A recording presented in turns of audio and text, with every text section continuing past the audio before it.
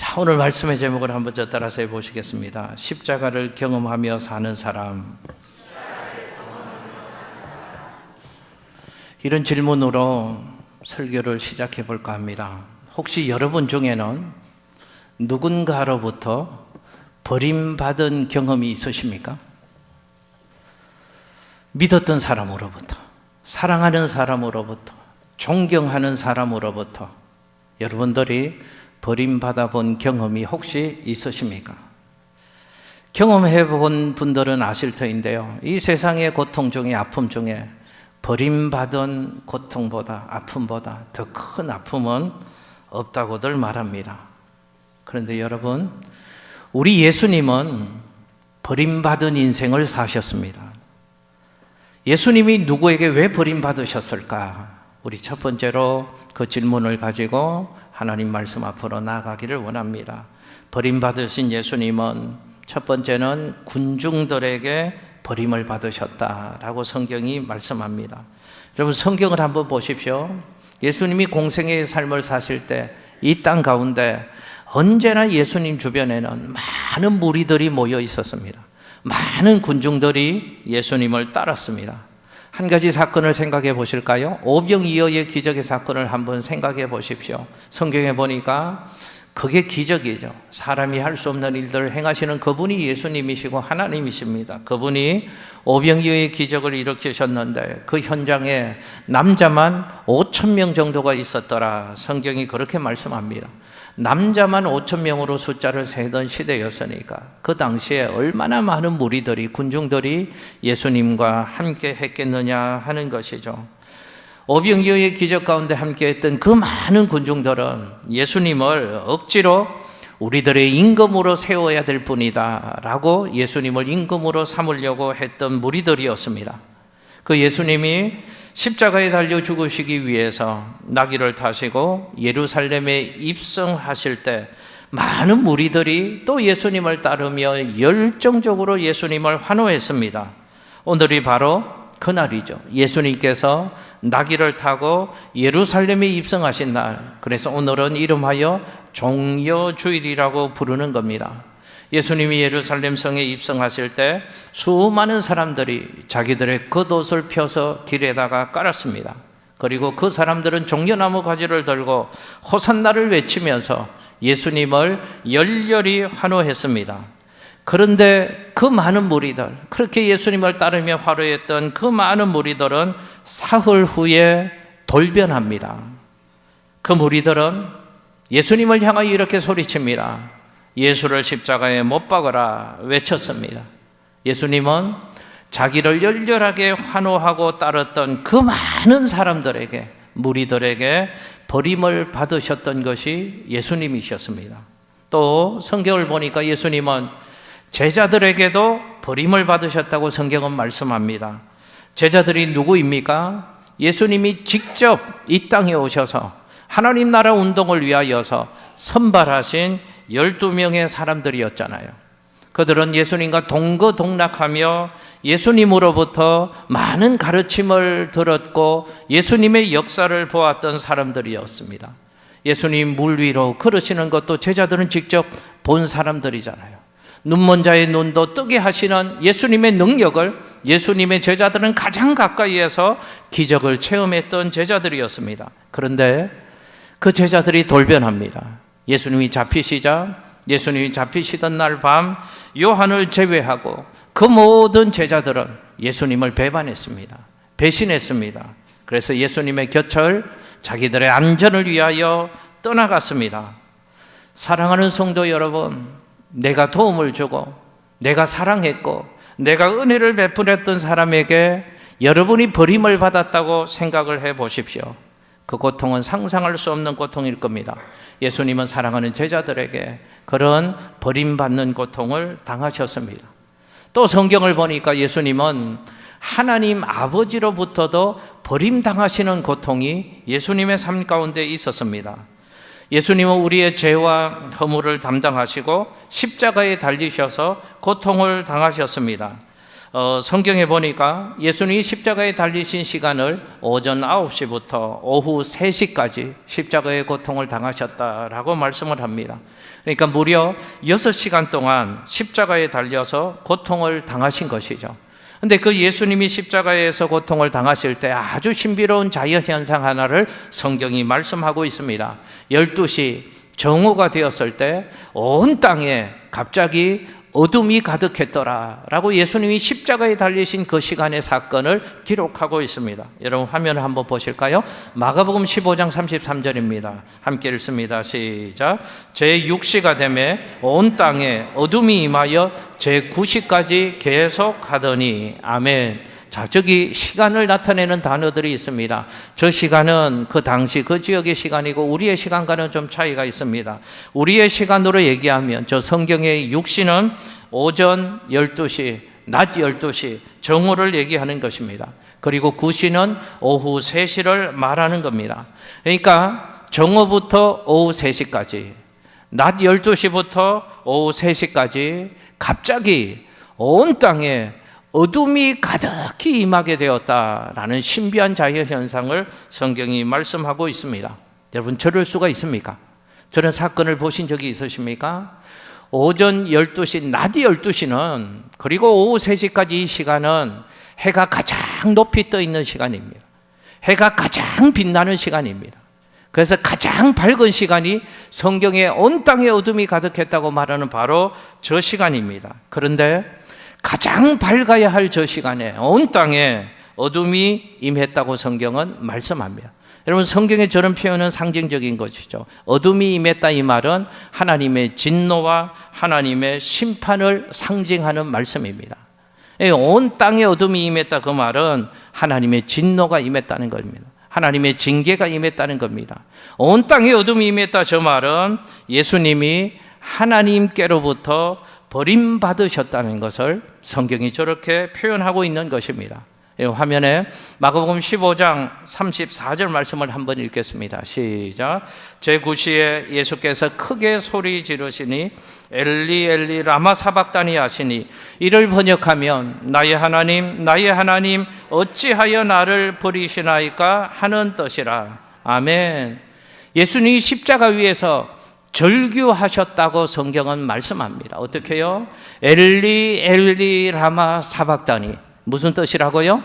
나의 하나님 어찌하여 나를 버리시나이까. 십자가 위에서 예수님의 절규입니다. 예수님은 십자가 위에서 하나님 아버지께로부터 버림을 받으셨다는 것입니다. 여러분 잘 저 말씀을 좀 생각해 보십시오. 예수님이 버림받으셨는데 그분은 거룩하신 분이시니까 저와 여러분들처럼 죄 많은 인간들과 같이 할 수 없는 분이니까 죄인들로부터 버림을 받으셨다. 그게 아니고 누구로부터 버림받으셨다고요?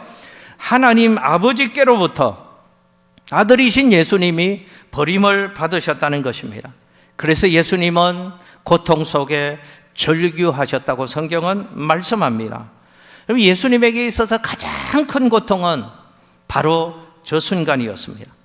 하나님 아버지께로부터 버림받는 고통의 순간, 예수님은 그 순간 절규하신 것입니다. 여러분 우리 십자가 사건 얘기를 고난주간에 많이 들어서 알고 있잖아요. 예수님은 십자가 위에서 여러 가지 고난을 당하셨지만 그때마다 침묵하셨습니다. 로마의 군병들이 잔인한 채찍을 휘두를 때도 예수님은 그 채찍 속에서도 침묵하셨습니다. 로마 군인들이 예수님을 조롱하고 멸시하고 예수님의 얼굴에 침을 뱉어도 예수님은 침묵하셨습니다. 예수님의 옷을 벗기시고 예수님의 부끄러움을 다 드러내셔도 예수님은 침묵하셨습니다. 예수님의 손과 발에 18cm나 되는 못이 박히고 뼈가 이그러지는 극심한 고통의 순간에도 예수님은 침묵하셨습니다. 그러나 이 순간만큼은 예수님은 침묵하지 않으셨습니다. 하나님 아버지께로부터 버림받는 고통의 순간, 이 고통은 예수님이 견딜 수가 없었습니다. 그래서 외치신 것입니다. 엘리 엘리 라마 사박다니 나의 하나님 어찌하여 나를 버리시나이까. 예수님에게 있어서 가장 큰 고통은 하나님 아버지로부터 버림받는 순간의 고통이었다고 성경은 말씀하는 것입니다. 자, 그럼 두 번째로 한번 좀 생각해 볼게요. 왜 죄 없으신 하나님의 아들 예수님이 왜 버림을 받으셨어야 했을까 하는 것입니다. 여러분, 예수님은 하나님의 아들이십니다. 그분은 죄가 없으신 분이십니다. 그분은 하나님 아버지의 기쁨이 되시는 분이십니다. 그런데 왜 예수님이 하나님 아버지께로부터 버림받으셔야만 하셨을까? 여러분 기억하십시오. 그것은 저와 여러분의 죄의 값을 치러주신 것입니다. 저와 여러분의 죄의 값이 사망이기 때문에 그렇습니다. 여러분, 우리의 죄에는 값이 있습니다. 로마서 6장 23절 말씀에 죄의 삭은 사망이라고 했습니다. 죄의 값을 치러야 하는데 그것이 죽음입니다.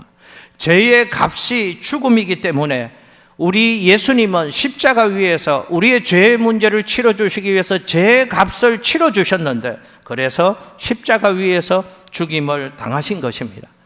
그런데 예수님의 십자가 죽음 생각해 보면 죽음에는 두 가지의 죽음이 있음을 우리는 확인할 수 있습니다. 하나는 육적인 죽음이 있고 또 하나는 영적인 죽음이 있습니다. 육체적인 죽음은 우리들이 말하는 일반적인 죽음입니다. 육체와 영혼이 분리되어지는 것, 그것을 우리는 죽음이라고 얘기합니다.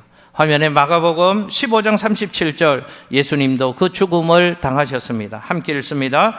예수께서 큰 소리를 지르시고 숨지시니라. 아멘. 어떤 성경에는 운명하셨다 이런 표현을 쓰기도 합니다. 예수님은 십자가 위에서 육체적인 죽음을 경험하신 것입니다. 그런데 또 성경을 보면 예수님은 이 육체적인 죽음뿐만이 아니라 예수님은 영적인 죽음도 경험하셨다고 말씀합니다. 영적인 죽음이 뭔가? 생명의 주인 되신 하나님과 분리되어지는 것, 그것이 영적인 죽음입니다. 영혼이 하나님과 단절되어지는 것, 그것이 영적인 죽음입니다. 그러니까 예수님이 하나님께로부터 버림을 당하셨다, 그 말은 예수님이 영적인 죽음을 당하셨다라는 뜻입니다. 여러분 생각해 보십시오. 예수님이 우리를 죄와 죽음의 법에서 해방시켜 주시려면 반드시 예수님이 치러야 되는 것이 있으셨던 것입니다. 우리의 죄 값을 예수님이 지불하셔야 되는 것입니다. 죄의 값을 지불하지 않고는 누구도 죄의 문제를 해결할 수 없기 때문에 그렇습니다. 죄의 값을 치르지 않고는 누구도 죄로부터 하나님의 용서를 받을 수가 없기 때문에 그렇습니다. 그러므로 예수님이 십자가에 달려 죽으실 때에는 저와 여러분의 모든 죄를 담당하신 죄인 중에 괴수로 예수님께서 십자가에 죽음을 당하셨던 것입니다. 그래서 예수님은 나의 하나님, 나의 하나님, 어찌하여 나를 버리시나이까? 라고 십자가 위에서 절규하셨던 것입니다. 여러분 잘 보십시오. 예수님이 저와 여러분의 모든 죄를 담당하시고 죄의 값인 죽음을 치르실 때, 십자가 위에 달려 죽으실 때에는 하나님과의 관계가 적어도 그 순간만큼은 아버지와 아들의 관계가 아니었습니다. 죄인과 심판자의 관계로 예수님은 십자가에 달려 죽으신 것이죠. 그 영적인 죽음의 고통을 예수님은 십자가 위에서 경험하신 것입니다. 예수님이 이렇게 십자가 위에서 완벽하게 우리를 위하여 우리의 모든 죄값을 치러 주셨습니다. 그래서 예수님은 십자가 위에서 십자가 아래에 있는 우리들이 십자가 위에 달려 죽으시는 예수님을 보면 이해할 수 없는 외침을 마지막 순간에 외치셨던 것입니다. 십자가 위에서 예수님은 다 이루었다. 여러분, 십자가의 고통을 당하며 처절하게 죽으시는 예수님이 이런 선언을 하신다는 말이죠. 다 이루었다, 승리했다 라는 위대한 선언을 예수님이 마지막으로 남기시고 운명하신 것입니다. 다 이루었다, 무슨 뜻입니까? 모든 값을 지불했다는 것입니다. 완불했다는 것입니다. 청산했다는 것입니다. 예수님이 십자가 위에서 무엇을 청산했다는 말씀일까요? 우리의 죄의 값을 모두 완불했다는 선언입니다.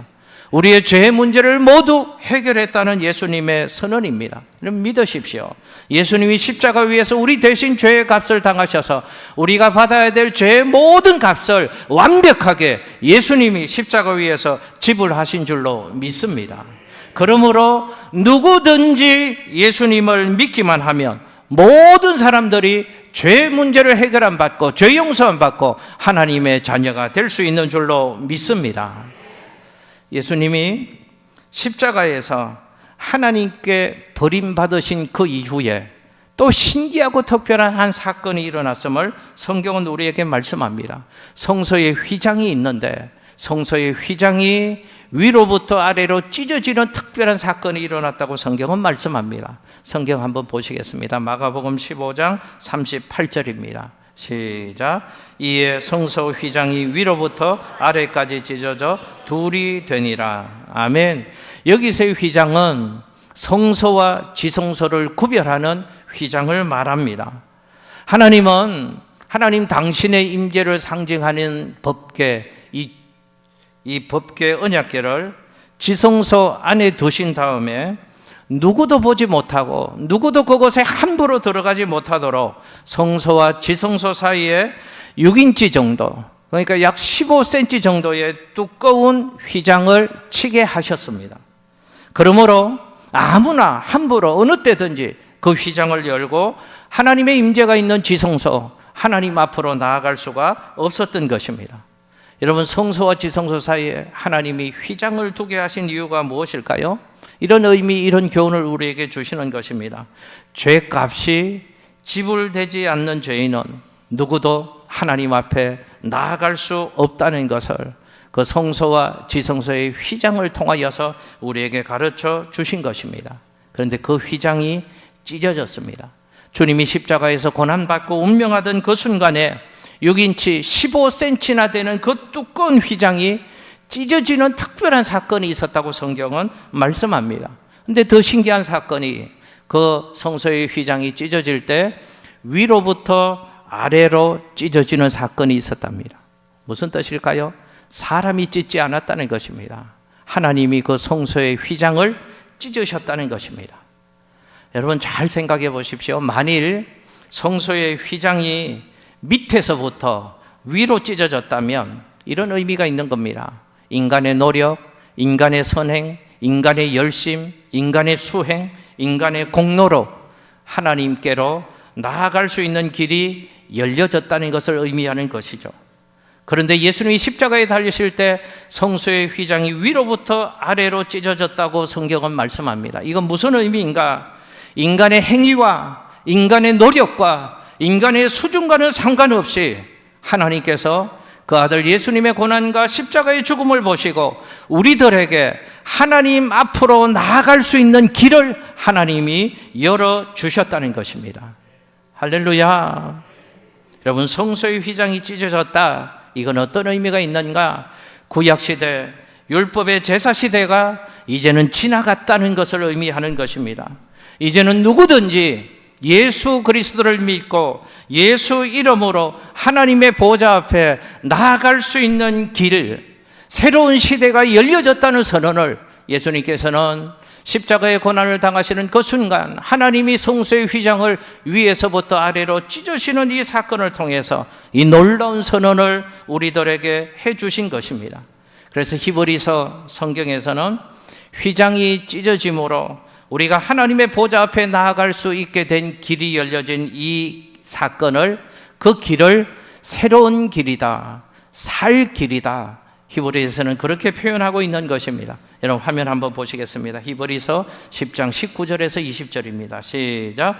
그러므로 형제들아, 우리가 예수의 피를 힘입어 성소에 들어갈 담력을 얻었나니 그 길은 우리를 위하여 휘장 가운데로 열어놓으신 새로운 살 길이요 휘장은 곧 그의 육체니라. 아멘. 할렐루야. 그 길이 어떤 길이라고 히브리서는 말씀하시는가 하면 새로운 길이고 우리가 살 길이다 라고 예수님이 열어놓으신 하나님께로 나아가는 그 길을 소개하고 있습니다. 그렇습니다. 하나님 아버지께서는 그 아들의 제물됨을 보시고 자기 아들의 십자가에서 흘리신 피를 보시고 우리에게 새로운 길, 살 길을 열어주신 것입니다. 예수님께서 버림을 받으심으로 이제 우리가 하나님을 향하여 나아갈 수 있는 새로운 살 길이 열려지게 된 것입니다. 그런데 왜 성경의 표현이 그 길을 새로운 길이다, 살 길이다 라고 했는가 하면 이런 의미가 있습니다. 누구든지 나아갈 수 있다는 것입니다.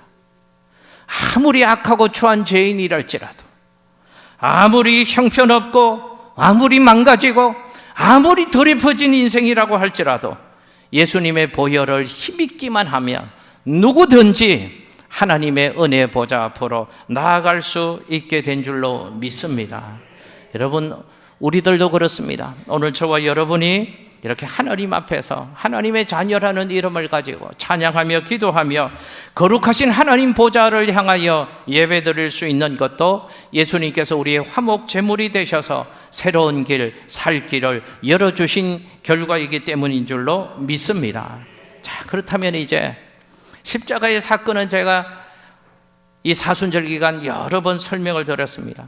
그러면 이제 그 십자가의 은혜 속에 살고 있는 우리에게 정말 중요한 게 뭔가?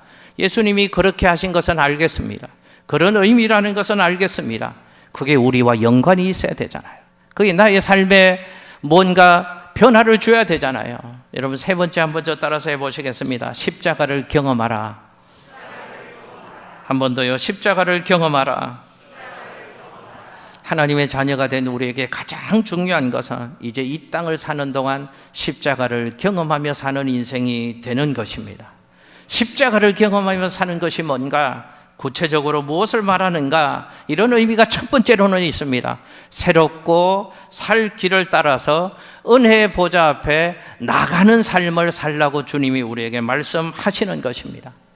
넘어졌을지라도, 또 넘어졌을지라도 그래도 새롭고 살 길을 통하여 은혜의 보좌 앞으로 나오라는 것입니다. 믿음 생활을 해야지, 신앙으로 살아야지, 직장 생활도 믿음으로 해야지, 사업도 믿음으로 경영해야지 결심하고 또 결심했지만 또 망가지잖아요. 또 무너질 때가 있잖아요. 그럴지라도 또 새롭고 살 길 은혜의 보좌 앞으로 나오라는 것입니다. 사단은 끊임없이 우리를 참수하고 고소합니다. 너 같은 게 목사야? 너 같은 게 장로야? 너 같은 게 권사야? 너 같은 게 집사야? 너 세상 속에는 그렇게 살면서 교회 앞에 사람들 앞에서 그 모습 가지고 또 가증스럽게 그렇게 섬긴다고? 사단은 끊임없이 저와 여러분에게 고소하고 참소합니다. 그럴지라도 십자가에 흘리신 예수님의 보혈의 능력을 힘입어서 주님이 열어주신 새로운 길, 살 길로 나아가는 것이 십자가를 경험하는 인생이 되는 줄로 믿습니다. 그런데요, 아직도 너무도 많은 그리스도인들이 주님이 열어놓으신 그 길로 나오지 못한다는 것이 안타까움입니다. 주님이 우리를 위하여 열어놓으신 새롭고 살 길로 나오지 못합니다. 여러 가지 이유가 있습니다. 자신의 추함 때문에, 사단의 참소, 미혹에 속아서 은혜의 보좌 앞에 나오지 못하는 많은 사람들이 있다 하는 것입니다. 여러분, 예수 그리스도가 십자가 위에서 우리를 위하여 열어놓으신 새로운 길, 살 길로 그 길을 통하여서 하나님의 은혜의 보좌 앞으로 담대하게 날마다 달려나가시는 하나님의 사람들 될 수 있으시기를 예수님 이름으로 축복합니다. 언제까지 죽음의 골짜기에서 그렇게 머뭇머뭇거리며 그런 수준의 신앙의 삶을 계속 답습하고 계시겠습니까? 하나님이 우리 수준은 안 된다는 것 아신다니까요. 우리가 넘어지는 것 아신다니까요. 우리의 점수는 도저히 하나님의 수준에 이르지 못한다는 것을 하나님은 아신다니까요. 그래서 예수님을 통하여서 하나님 은혜의 보좌 앞으로 나올 수 있는 새로운 길, 살 길을 열어놓으셨다니까요. 그 길로 예수 그리스도의 보혈의 능력을 힘입어 담대하게 달려나가셔서 은혜의 보좌 앞에서 흘러나오는 생수의 강물을 날마다 마시고 그 십자가의 능력과 은혜를 살면서 경험하며 사시는 우리 모두가 되시기를 예수님 이름으로 축복합니다. 여러분, 십자가를 경험하는 것은 예수님의 평안을 누리며 이 땅에서의 삶을 살아가는 인생이 되는 것을 의미합니다. 화면에 이사야 53장 5절 말씀을 함께 읽습니다. 그가 찔림은 우리의 허물 때문이요 그가 상함은 우리의 죄악 때문이라. 그가 징계를 받음으로 우리는 평화를 누리고 그가 채찍에 맞음으로 우리는 나음을 입었도다. 아멘. 예수가 징계를 받음으로 우리가 뭘 얻게 되었다고요? 평화를 누리게 되었다고 말씀합니다. 여러분, 예수님이 주시는 평안이 있습니다. 여러분, 이 평안을 누리고 계신지요? 예수님이 우리에게 주셔서 우리가 누리는 그 평안은 세상이 줄 수 없는 평안입니다. 참 신비한 평안입니다. 저도 예수를 믿으면서 이 평안을 신비롭게 경험합니다. 주님 주시는 이 평안은 폭풍 속에서도 누릴 수 있는 평안입니다. 주님이 주시는 이 평안은 학생들에게 적용하면 재수, 삼수를 하면 평안이 없는데 재수, 삼수를 하는 학생들의 심령 가운데에도 예수님 주시는 강물 같은 참 평안이 있는 것입니다. 진급심사에서 떨어져 있을지라도 그때에도 예수가 우리에게 주시는 그 평안이 있는 겁니다. 질병이 있으면 평안이 누릴 수가 없는 것이죠. 그런데 신비합니다.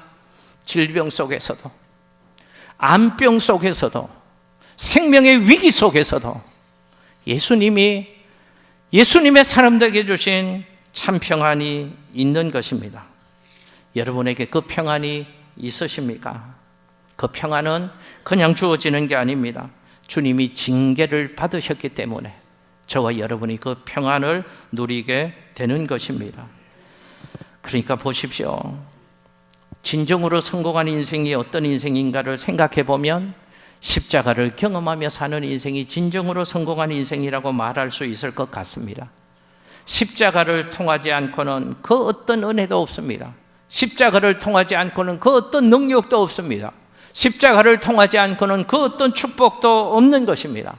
모든 길이 로마로 통했던 인생의 모든 길은 십자가로 통한다고 얘기할 수 있는 것입니다. 그러므로 십자가를 통하여 우리에게 주어지는 그 은혜, 십자가를 통하여서 우리에게 주어지는 그 능력, 십자가를 통하여서 우리에게 주어지는 그 축복을 누리며 사는 것이 진정한 축복입니다. 예수 안에서 그 축복을 누리며 사시는 우리 성도님들 되시기를 예수님 이름으로 축복합니다. 이번 한 주간은 고난주간입니다. 예수님이 예루살렘에 입성하시고 겟세마네 동산에서 기도하시고 십자가에 달려 죽으신 그런 한 주간입니다. 그래서 경건한 그리스도인들은 이 기간에 한 주간을 특별하게 보내죠. 금식하며 보내고 기도하며 보내고 마음을 정하여 말씀 앞에서 우리의 삶을 정돈하는 신앙의 계절로 보냅니다. 그래서 저희 교회도 한 주간 정교인 특별 새벽 기도회를 갖습니다. 그런데 아무런 반응 없이 보내는 그리스도인들이 있습니다. 아무런 감동도 없이 무덤덤하게 고난주간을 보내고 무덤덤하게 부활주의를 맞이하는 성도들이 있습니다. 오늘 성경 본문에도 보면 예수님의 십자가 아래에서도 그랬던 사람들이 있었습니다. 예수님이 십자가 위에서 엘리 엘리 라마 사박다니를 외칠 때 그 십자가 밑에 있던 사람들 가운데 어떤 사람들의 반응을 성경은 이렇게 소개하고 있습니다. 여러분의 모습이 아닌지 한번 점검해 보십시오. 화면에 마가복음 15장 36절입니다. 시작. 한 사람이 달려가서 해면에 신 포도주를 적시어 갈대에 꿰어 마시게 하고 이르되 가만두라, 엘리야가 와서 그를 내려주나 보자 하더라. 아멘. 십자가 밑에 있는 어떤 사람들이 어떤 반응을 보였다고 성경은 말씀하는가 하면 가만두어라, 가만두어라 말했답니다. 여러분, 왜 이 사람들이 그런 반응을 보였을까요? 예수님의 십자가의 고난과 죽음이 자신들과는 아무런 상관이 없다고 생각했기 때문에 그렇습니다. 이 고난주간에 십자가를 묵상하지도 않고 아무런 영적인 반응 없이 한 주간의 삶을 보내는 성도들이 계시다면 그 사람은 종교인입니다. 그 사람은 결코 하나님의 사람이라고 말할 수 없는 겁니다. 또 성경을 보니까 예수님의 순환을 지켜보던 사람들 중에 하나는 그래도 인정이 좀 남아있어서 예수님께로 달려가서 해면에 신 포도주를 적셔서 예수님을 마시게 하려고, 그래서 고통을 덜어주려고 했던 사람이 있었다고 성경은 말씀합니다. 우리들 가운데도 이런 사람들이 있습니다. 주님의 고난을 그저 동정하는 수준의 삶을 사는 성도들도 있습니다. 많은 분들이 이렇죠. 고난주간의 십자가에 관한 얘기를 들으면, 그리고 십자가에서 고통당하시고 버림받으신 예수님의 모습을 생각하면서 그 예수님을 동정 어린 눈으로 바라봅니다. 얼마나 아프셨을까? 얼마나 목마르셨을까? 얼마나 힘드셨을까? 그러나 여러분, 오해하지 말고 들으십시오. 예수님을 동정하지 마십시오. 예수님은 우리의 동정받기를 원치 않기 때문에 그러십니다. 예수님은 저와 여러분이 십자가를 동정하는 것이 아니라 십자가를 경험하며 사는 그리스도인들이 되기를 원하신다는 사실을 잊지 마십시오. 이번 한 주간 예수님의 십자가를 꼭 부여잡고 십자가 그늘 아래에서 십자가의 그 능력, 십자가의 그 사랑, 십자가의 그 축복을 경험하며 사시는 이번 한 주간 고난주간의 삶이 되시기를 예수님 이름으로 축복합니다. 사랑하는 성도 여러분, 고난주간이 사순절이 이제 끝나갑니다. 다음 주간에는 부활주일입니다. 사순절 기간 동안 저는 십자가를 많이 여러분들과 생각했습니다. 제자도를 여러분들과 많이 생각하려고 했습니다. 십자가는 장식품이 아닙니다. 십자가는 능력입니다. 십자가의 능력을 경험하는 그리스도인들이 되셔야 합니다. 근데 십자가를 아는데 지적으로 아는 것과 경험하여 십자가를 아는 것은 너무 큰 차이가 있다는 것이죠. 여러분, 큰 숲을 아는데 그림을 통하여 큰 숲을 아는 것과 큰 숲 속에 들어가서 풀내음을 맡으며 그 나무 사이로 부는 바람을 볼에서 느끼며 그 잎사귀의 소리들을 귀로 듣고 그 큰 숲을 경험하는 것과는 엄청난 차이가 있는 것이죠. 십자가를 경험하여 아는 우리 양천교회 성도님들 될 수 있으시기를 예수님 이름으로 축복합니다. 기도하겠습니다. 하나님, 십자가를 머리로만 알고 마음으로만 알고 이론으로만 알고 지적으로만 알고 있는 그리스도인이 되지 않기를 원합니다. 십자가를 경험하는 삶을 살게 하여 주옵소서. 십자가를 통하여 우리에게 주시는 은혜, 우리에게 주시는 능력, 우리에게 주시는 치유, 우리에게 주시는 축복을 경험하며 살아가는 우리 양천교회 모든 성도들 되어지도록 은총을 베풀어 주시옵소서. 감사드리며 예수님 이름으로 기도드리옵나이다. 아멘.